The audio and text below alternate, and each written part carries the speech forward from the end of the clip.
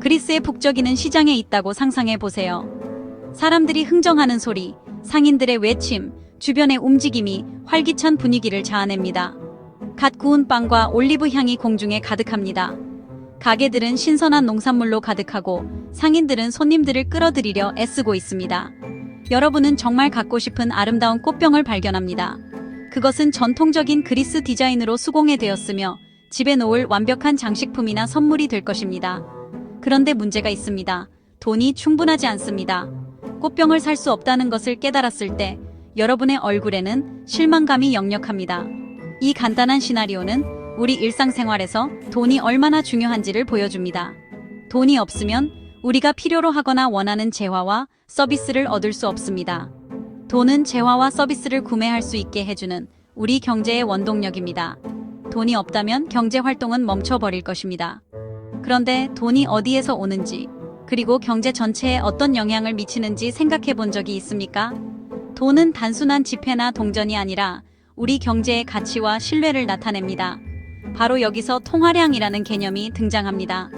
통화량은 경제에 유통되는 돈의 총량이며 구매력과 재화의 가격에 영향을 미칩니다. 통화량은 여러분이 좋아하는 그리스 커피 가격부터 전국의 기업 성장에 이르기까지 모든 것에 영향을 미치는 기본적인 경제 개념입니다. 통화량을 이해하지 않고서는 우리 경제가 어떻게 돌아가는지 완전히 이해할 수 없습니다. 간단히 말해서 통화량은 특정 시점에 경제에서 사용 가능한 돈의 총량을 의미합니다. 모든 현금, 은행 계좌에 있는 돈, 그리고 우리나라에서 유통되는 다른 쉽게 접근 가능한 자금들을 생각해 보세요.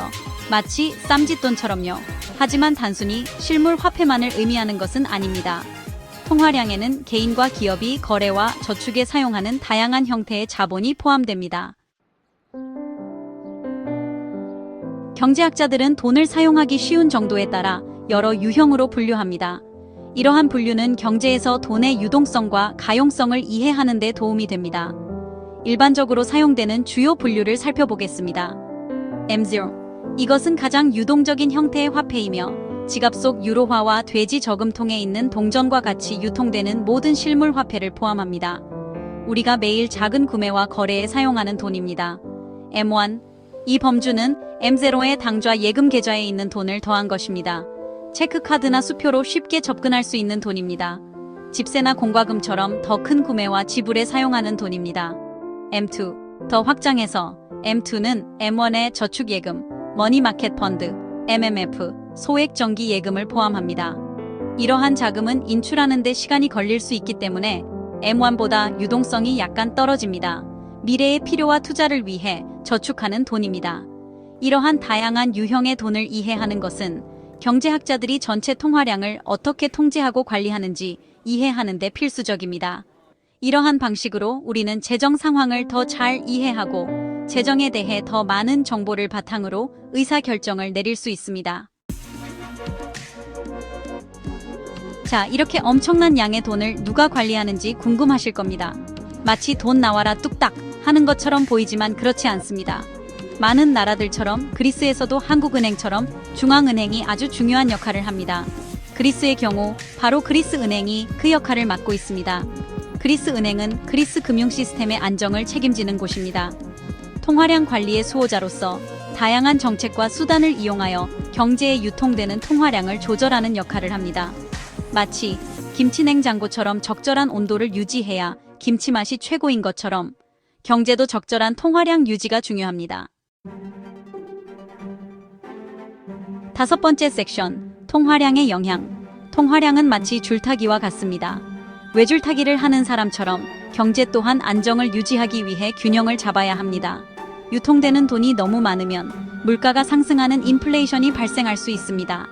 즉, 생활비가 증가하고 소비자들은 생필품 가격이 더 비싸진다는 것을 체감하게 됩니다. 마치 남대문 시장처럼 북적이는 시장에서 가격이 계속 오르는 것을 상상해 보세요. 갑자기 모든 사람들이 돈이 많아졌다고 생각해 보세요. 사람들은 돈을 더 많이 쓰게 되고 수요가 증가하면서 가격도 따라서 오르게 됩니다. 기업들은 수요 증가에 맞춰 가격을 인상하고 이는 연쇄적인 물가 상승으로 이어질 수 있습니다. 반대로 돈이 너무 적으면 경제 성장이 둔화되어 디플레이션이 발생할 수 있습니다. 이 경우 재화와 서비스의 가격이 하락할 수 있지만 이것이 항상 좋은 것은 아닙니다. 돈이 부족하면 사람들은 돈을 쓰지 않고 저축하려는 경향이 있어 소비와 투자가 감소합니다. 이는 기업들의 매출 감소와 투자 위축으로 이어져 경제 활동이 저조해집니다. 기업들은 어려움을 겪게 되고 전체적인 경제는 침체될 수 있습니다. 이는 실업률 증가와 성장 기회 감소로 이어질 수 있습니다.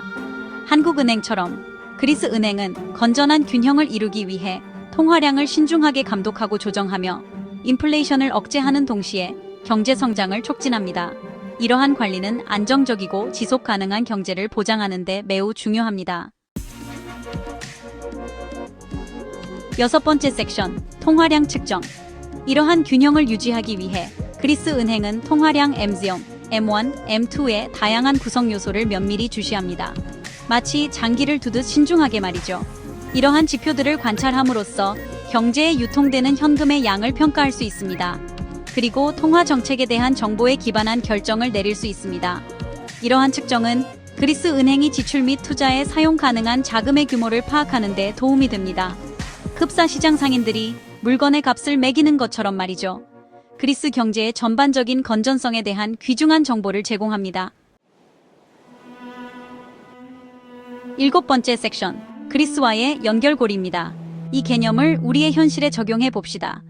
2010년 그리스 재정 위기를 기억하시나요? 마치 IMF 사태를 겪었던 우리나라의 상황과 비슷했죠. 위기의 원인 중 하나는 국가 부채의 급격한 증가였습니다.